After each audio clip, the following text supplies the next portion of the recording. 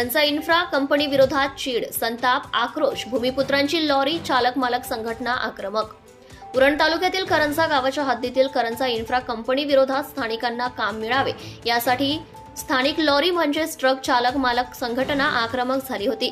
शनिवार दिनांक 28 सप्टेंबर रोजी सकाळी 11:30 वाजण्याच्या सुमारास कंपनीच्या गेट बाहेर ट्रक चालक मालक संघटनेने पत्रकारांसमक्ष आंदोलन केले। त्यानंतर कंपनीद्वारे जी कोळशाची वाहतूक होते त्या वाहतुकीत 50% भागीदारी स्थानिक ट्रक डंपर चालकांना मिळावी अशी संघटनेची मागणी असल्याचं पत्रकार परिषदेत जाहीर केले।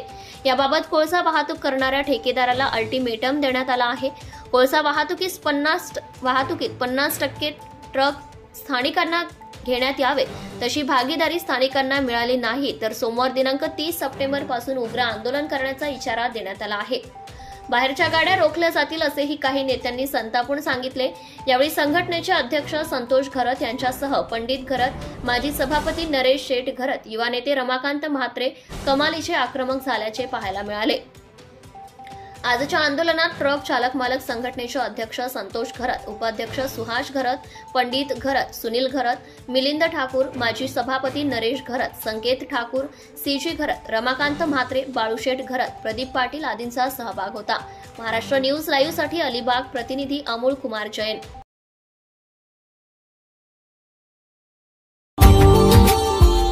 Subscribe now and